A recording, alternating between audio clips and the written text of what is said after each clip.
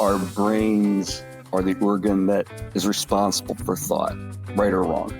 And the brain is me. I mean, I love that you call yourself Shane's brain. I mean, the brain, the entirety of me is me, but the brain is kind of what's in charge. I'm not in charge of the brain. The brain's in charge of me, whatever me is. So no, I'm not in charge of my thoughts. My thoughts are whatever my thoughts are. I don't know how I'm able to focus them. If you would like to support the efforts and research we are doing here on this podcast, please go to podcast.discoveringyourmind.com and become a monthly supporter. We greatly appreciate your support. Thank you.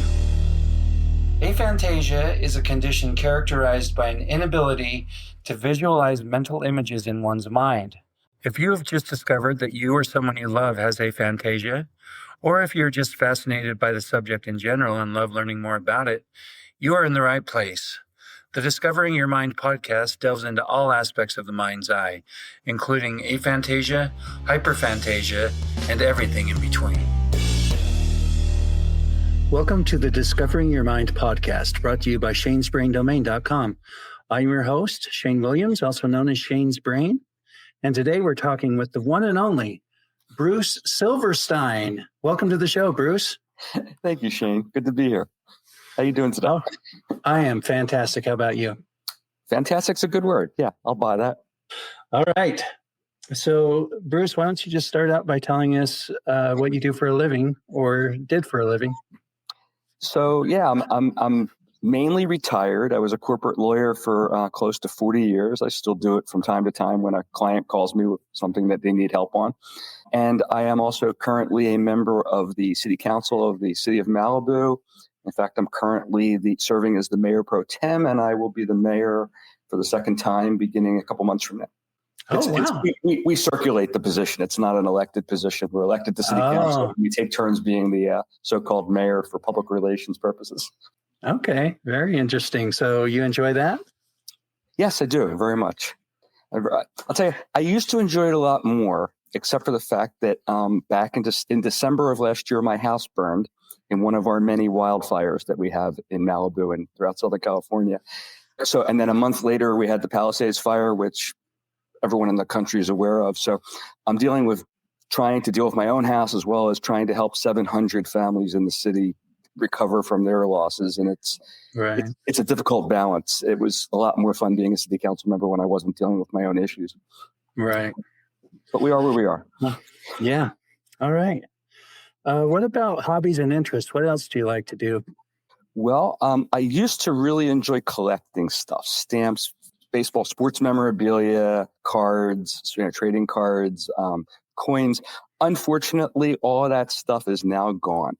So I've decided to now live a more Spartan life, and I spend a lot of time philosophizing. I write on chat boards.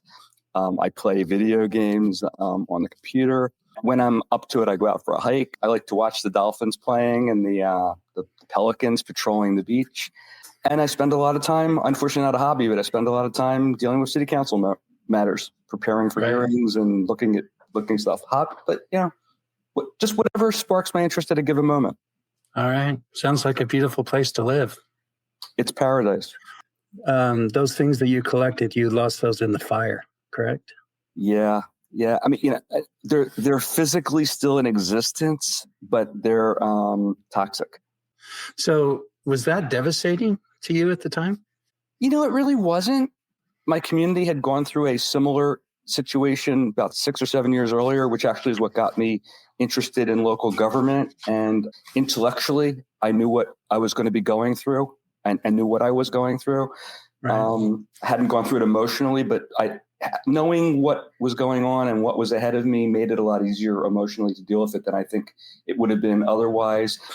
And I have a worldview that things that happen are just what's going to happen. So on to the next thing. Yeah, very good. I love that. Why don't you go ahead and just tell us how and when you discovered aphantasia and that you had it and how it affected your life?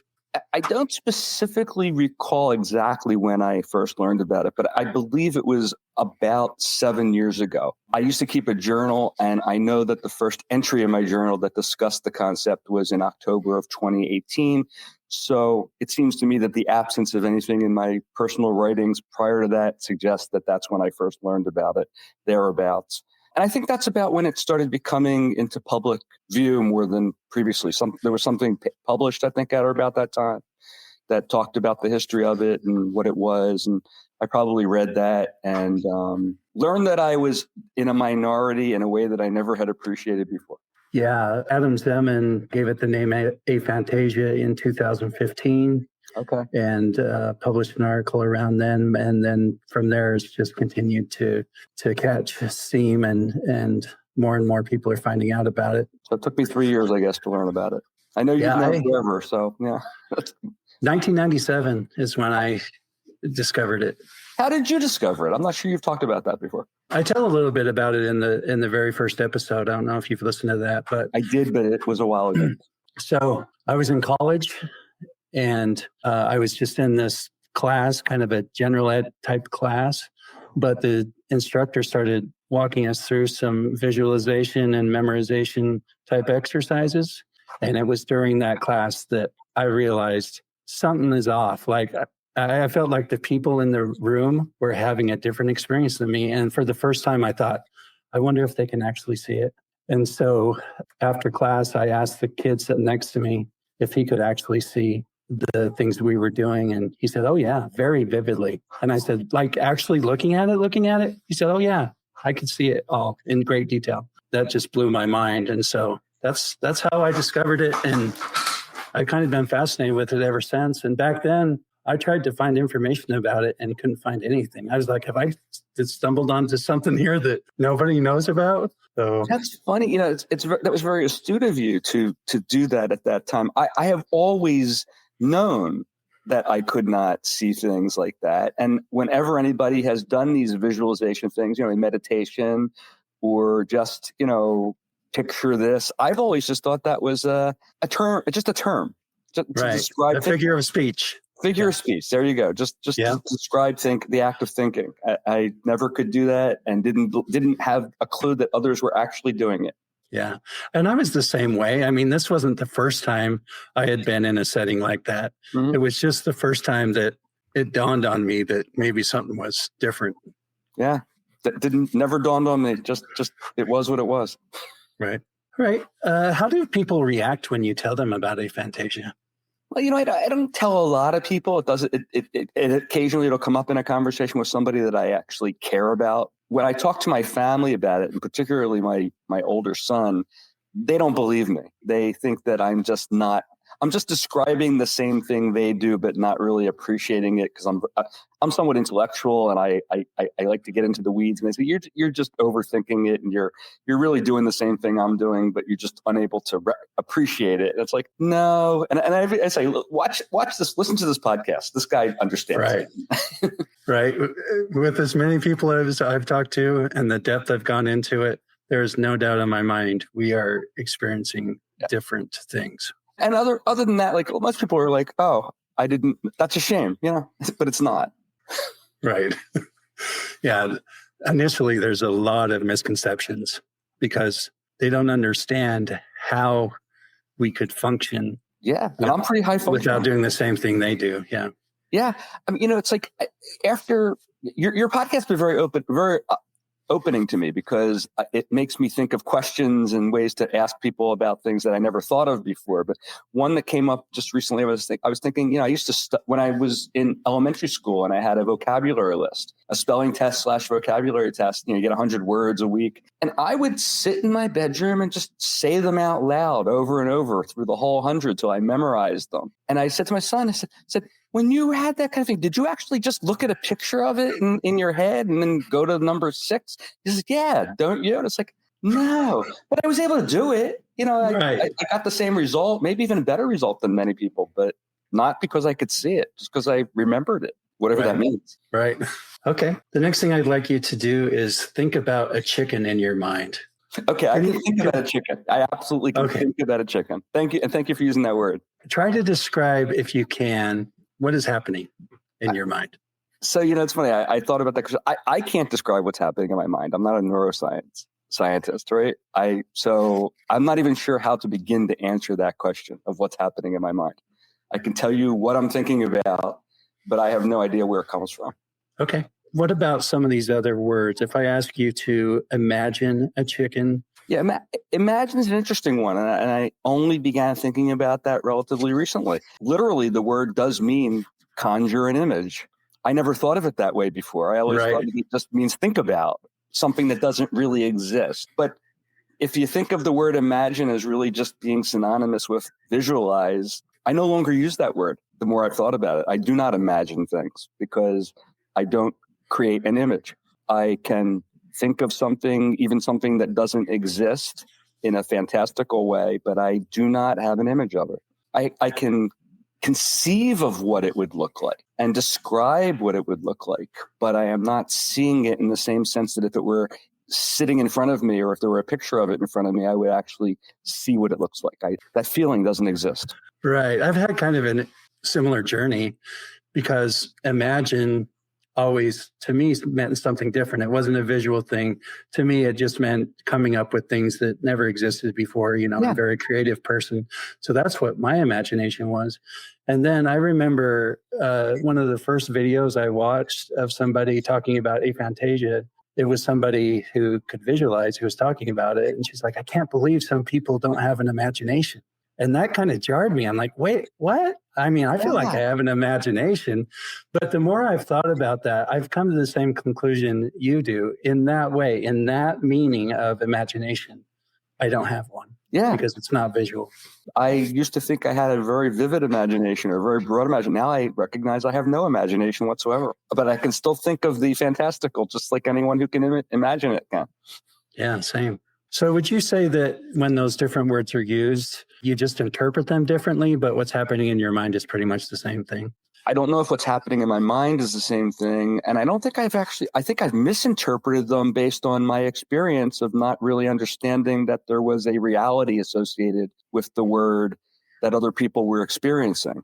So I just assumed everyone was having the same experience I was having of just thinking about the thing that was being asked about to be imagined or to be pictured. And I never really appreciated that word had a specific meaning that I was not experiencing. Okay, so in this thought about a chicken, whatever it is, was there any movement involved in it? Was it still, was it moving, or was it neither? I think the various chickens I was trying to think about were all like a snapshot, metaphorically, but I can think about them moving around as well. I just, again, can't see it. Okay. What about background, chicken coop or a sky? Does that come with the thought or only when I mention those things? Well, that particular thought it didn't come with. If it was something else, maybe it would, but it didn't come with a chicken. Okay. What about color? Did you identify the color of the chickens when you thought about them? Yeah. I mean, I had in mind like a cartoonish, the first one that came to mind was a cartoonish chicken, like with red hair and a white chicken and maybe in a yellow circle even or something like that. But can't see it. Just, I don't know why that's the thought that came to mind. Okay. Is there any difference in the thought if your eyes are closed versus your eyes open? I can think more deeply with my eyes closed because it takes away the sense of sight that is also occupying my brain.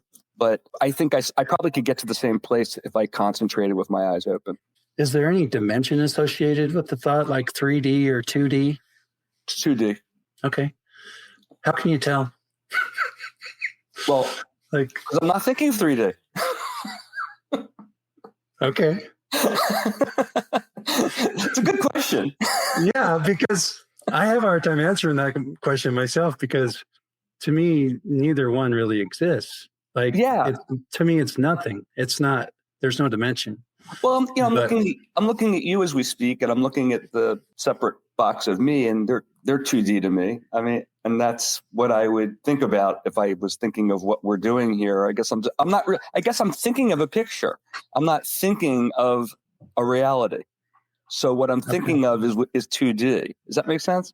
Oh, yeah. Yeah, I get it. That's a good explanation. Thank you. If the chicken made a sound, could you hear it in your mind? No, I can kind of say it to myself in my head without hearing it, and I know that's just like again, it's like a cartoonish thing, not the real sound. Yeah, I could say the word "brock, brock, brock," and I can think of that, but I'm not hearing it unless I articulate it like I just did. Okay. What about, can you smell the chicken in your mind? No. What about touch? Can you experience that sensation of touch? Could you reach out and touch the chicken and kind of feel what that would be like? None of my physical senses are in operation unless they are actually physically engaged. Okay. I like to talk about a lot of different phrases and the words we use. We've already talked a little bit about that, but one of them I'm interested in lately is, what does the phrase daydreaming mean to you? Getting lost in thought and no longer really paying attention to what's happening around you. Okay. Can you get so deep into that the world around you kind of disappears? Absolutely. It's actually a form. It's a form of unintended meditation, in my view. Okay. Happens all the time. Sometimes it used to happen sometimes when I was driving, and I had to stop myself from doing that, because you can start off one place and end up where you're heading without even realizing you made the journey. I don't know if you've ever experienced that, but I have. Kind of scary. Yeah. Yeah. Like, how in the world did I get here? All right. In general, when you close your eyes, what do you see? Blackness, unless there's a bright light, in which case I see the light through my eyelids. Have you ever had moments of visualization or something outside of your normal everyday experience? Extremely brief, typically extremely vivid, but the moment I recognize it, it goes away. Okay. And then I can't for the life of me bring it back. Is it voluntary? Do you see what you want to see, or is it just you're being shown something random? No, it just shows up. And and it's extremely rare, but when it does happen, it's like, oh, that is so cool. I wish I could do that. Although I don't really wish I could do it, because I don't know what it would do to my life if I were constantly invaded by these visions. But It's a really cool thing to see every now and then. Like when you go see some super 3D hologram, and it's like, oh, wow, I don't see that in real life all the time. Okay. So how often would you say that has happened? A couple times a year. No explanation for it. No rhyme or reason. And even, I know you asked this, when I'm dreaming, I also far more often than not don't see what I'm dreaming about. It's just a scenario. But in my dreams, I more often will have some kind of a fuzzy vision of what I'm dreaming about, or I should say I can see something. When I wake up, I try to think about it. I can't bring it back. I can only describe it.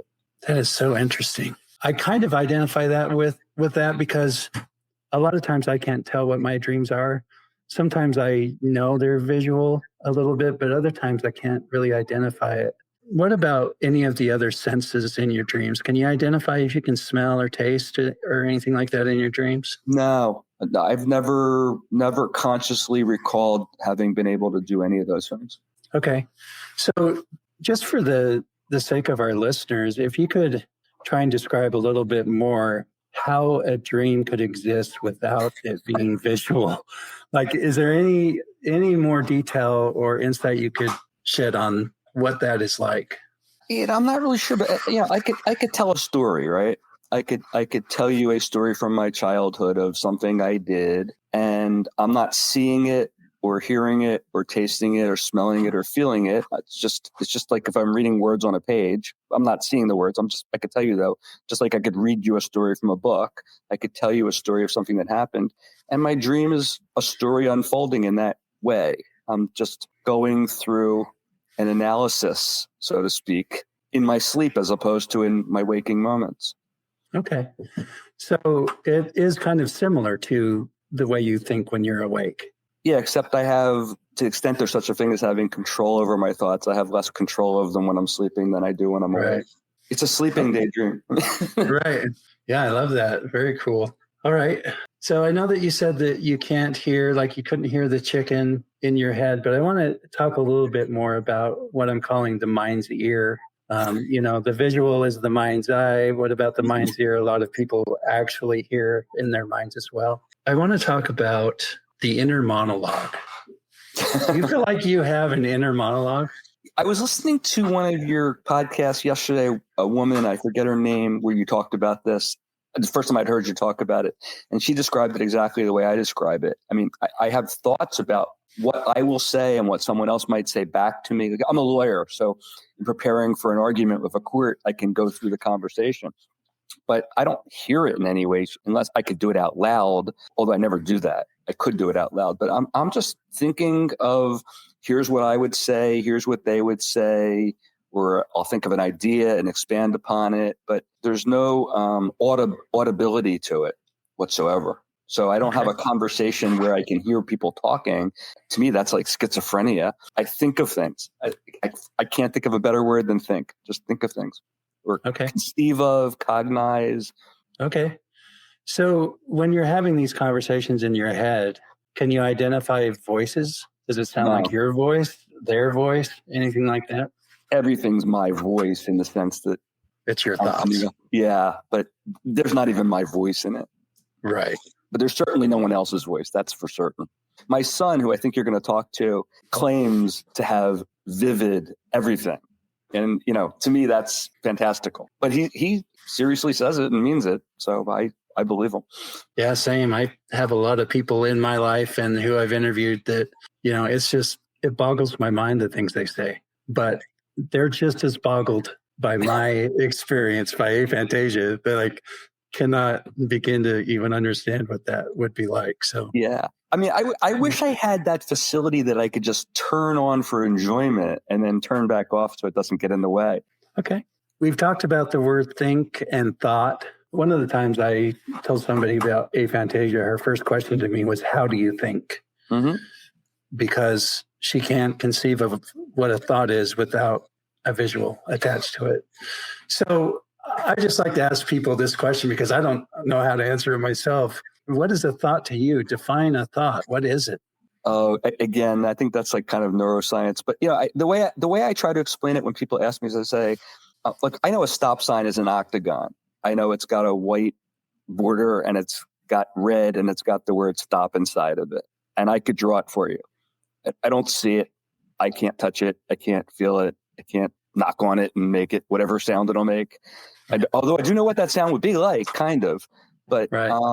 I know 1 + 1 = 2. I can even kind of think of a stick figure 1 and a plus sign. I could draw, and I certainly can write it out instantly if you ask me to, but I'm not seeing it. At least I can't tell that I'm seeing it. Are your thoughts up close and personal or distant and vague or something else?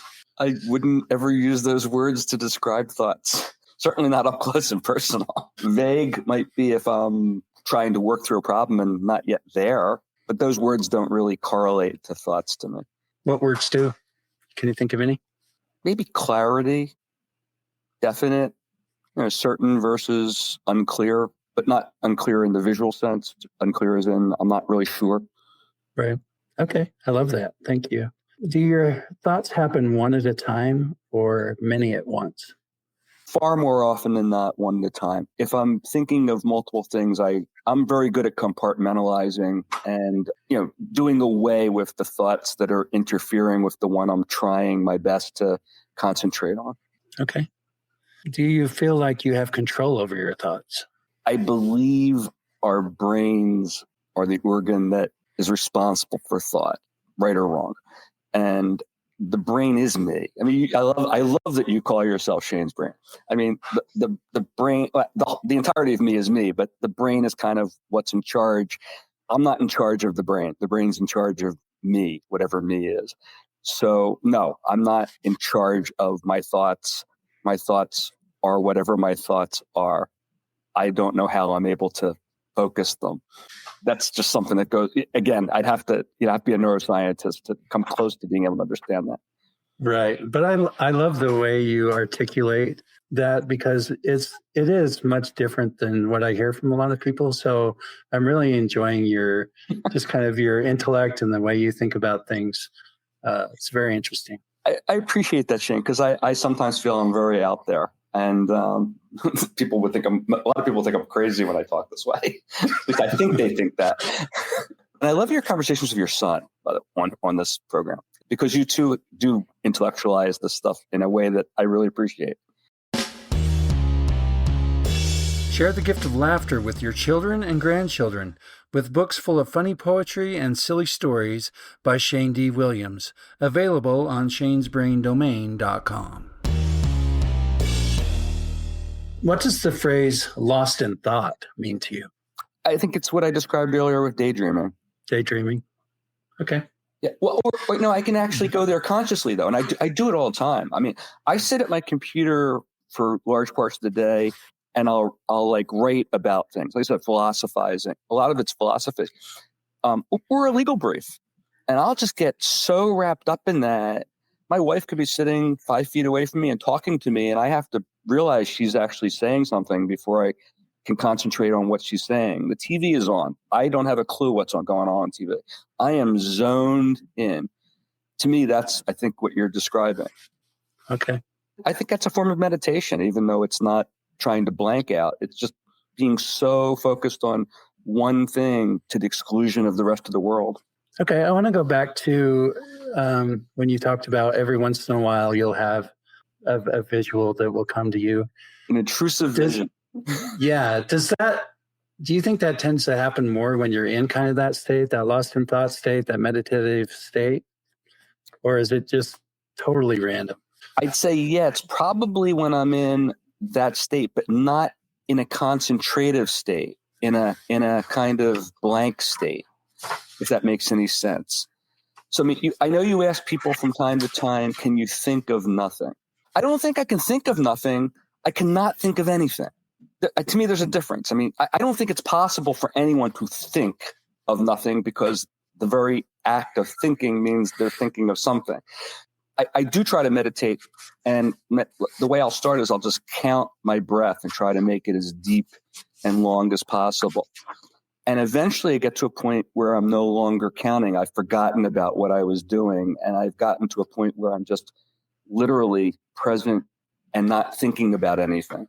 Sometimes a vision will come when that is occurring. So maybe I have to be just completely still for it to happen, but I can't do it intentionally.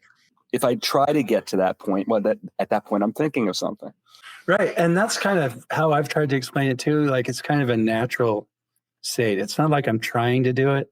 It's just when I sit out on my balcony, it just kind of happens. My thoughts just kind of stop presenting themselves. Yeah. When I go to sleep at night, I have to listen to something. So I'll listen to a podcast or a documentary or something. And there comes a time when it's playing and I'm still awake, but I'm not even cognizant of it anymore. When I realize that's occurred, usually the next thing that occurs is I'm sleeping. Right. That kind of in between consciousness and unconsciousness, where you realize for the moment you're not conscious, and then you're no longer conscious. So what about counting sheep? Yeah, I always thought that was just a metaphor. I would literally, as a kid, try counting sheep. Okay, so I would just close my eyes. 1, 2. I'm not saying these words, but I'd think 1, 2, 3, and count as far as I could count, which is a boring exercise, until I was no longer counting. I was sleeping. Okay, so it did work on some level for you. Yeah. There's not a herd of sheep in front of me, and I'm trying to identify them, which I can't believe people actually were doing. I always thought that was just a turn of phrase. Yeah, I remember trying it as a kid too, and kind of being confused by it. I used to watch Let's Make a Deal as a kid, and they had a counting sheep bed on one episode where at the bottom of the bed there was a wheel, and there were like 5 sheep on it, and they would constantly, you could literally sit there and look at them and count.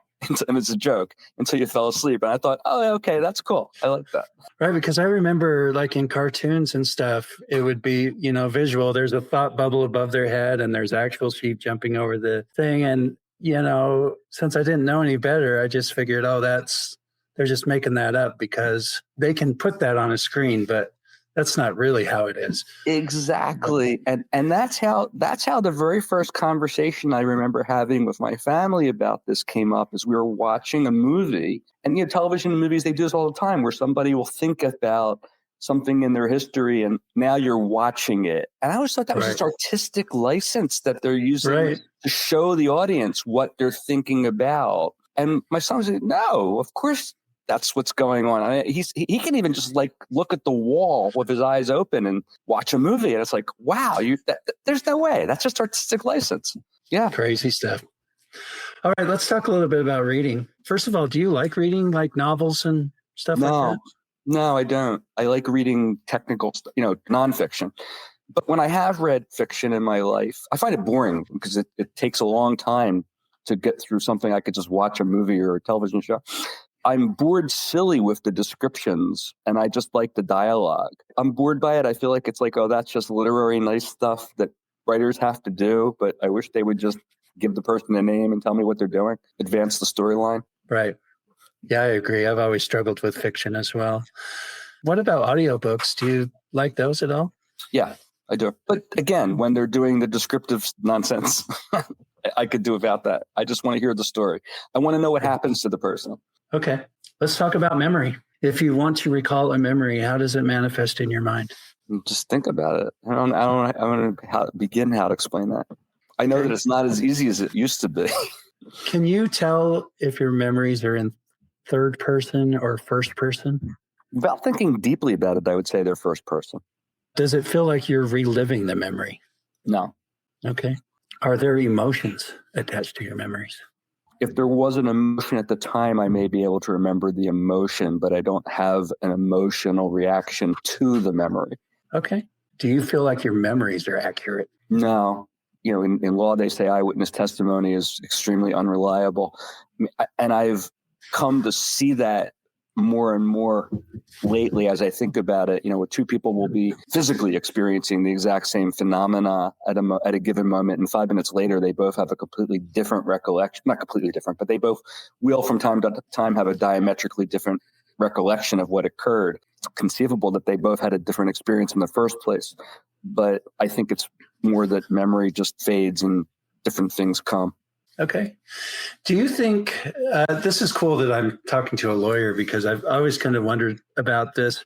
Like, do you think aphantasia plays a role in whether somebody is a better witness, or does that not really play a role? This is another conversation I was having recently with my son. I'd never thought of this question before. When someone who doesn't have aphantasia, someone who has actual visual recollections, are they actually tapping into like this picture of what occurred that isn't stored in their brain? To me, that's kind of fantastical, but it's possible.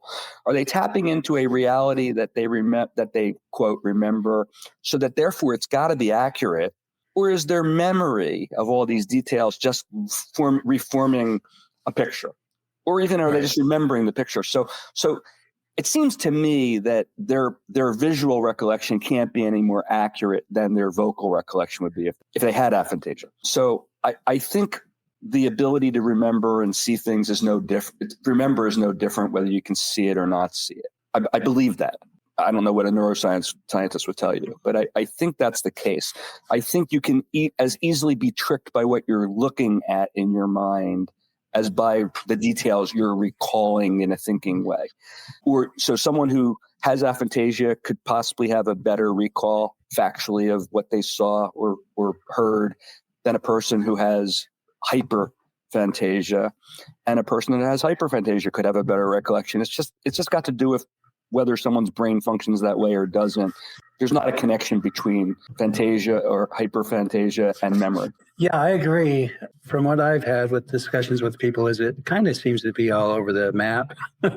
For example, I've talked to a lot of highly visual people where, like, yeah, I can remember that, but I don't trust it because I know that my mind has filled in stuff that wasn't really there.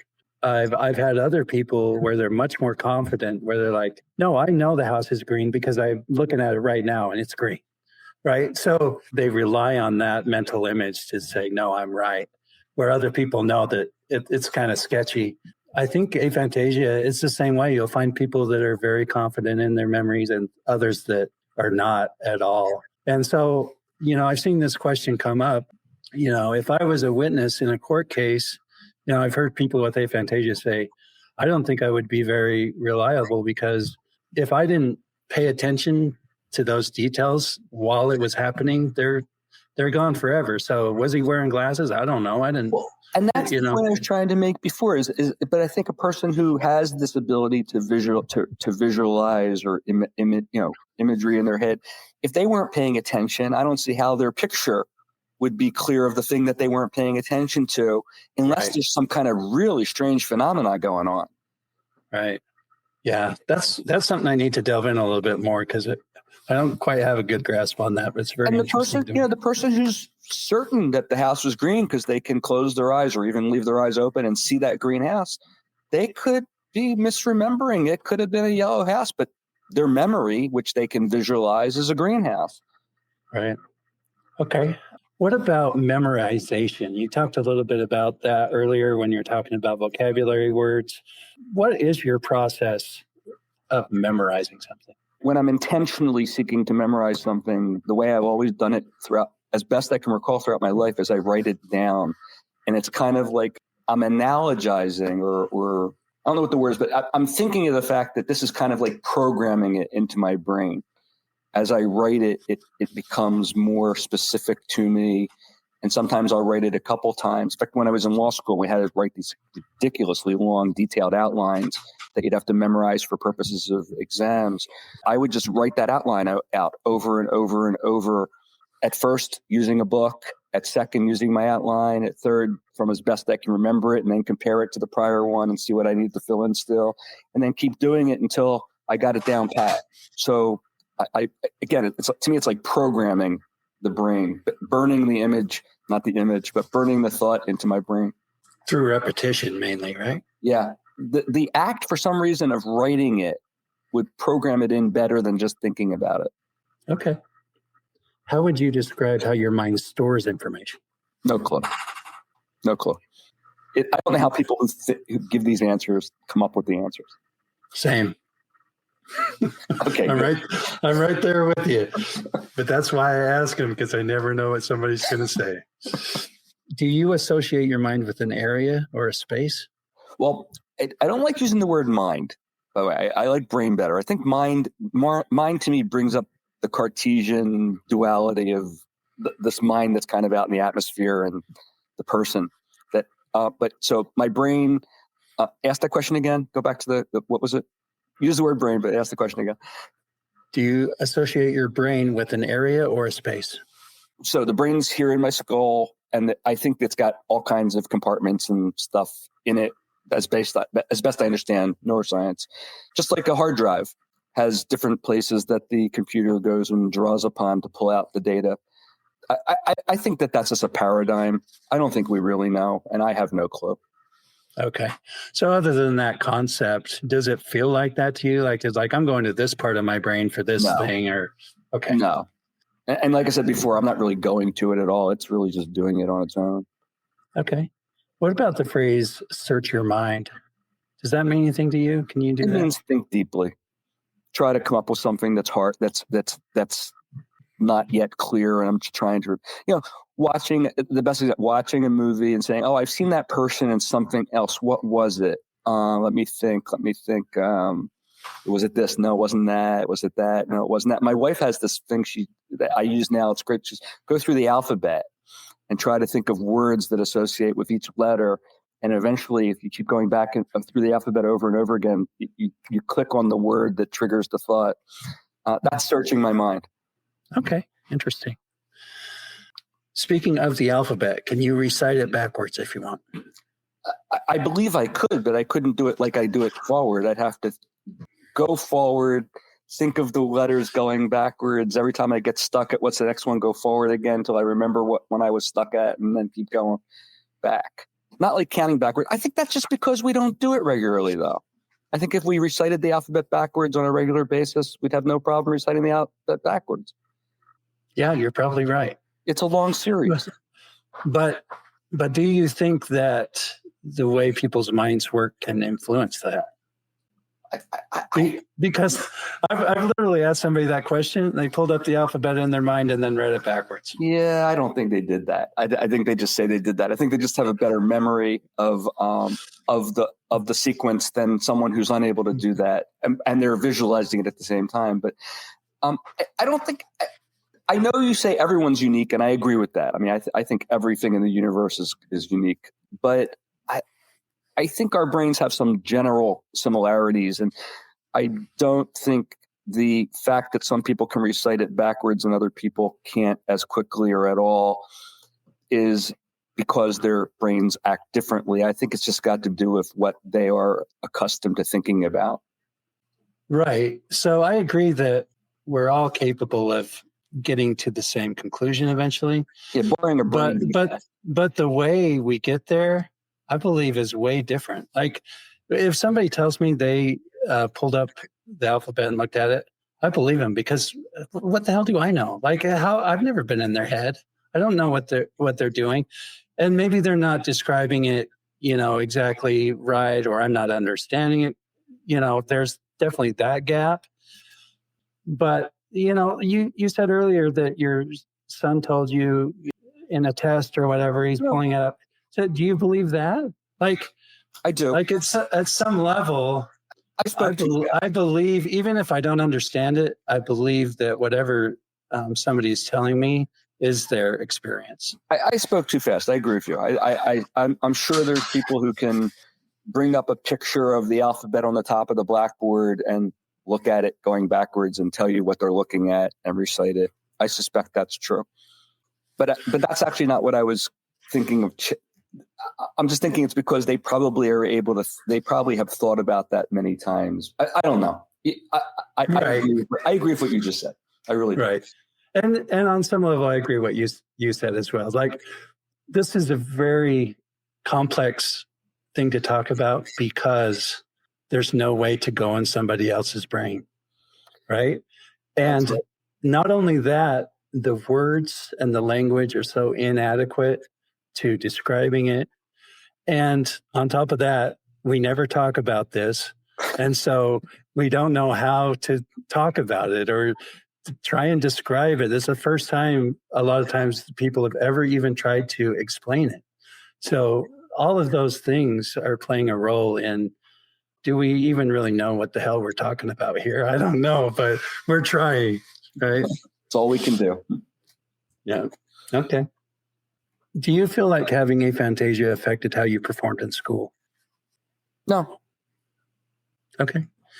I don't want to put words in your mouth, but it sounds like you figured out how to do it in your way and it worked well. Yeah. Maybe if I had the ability to visualize, I'd be able to do better.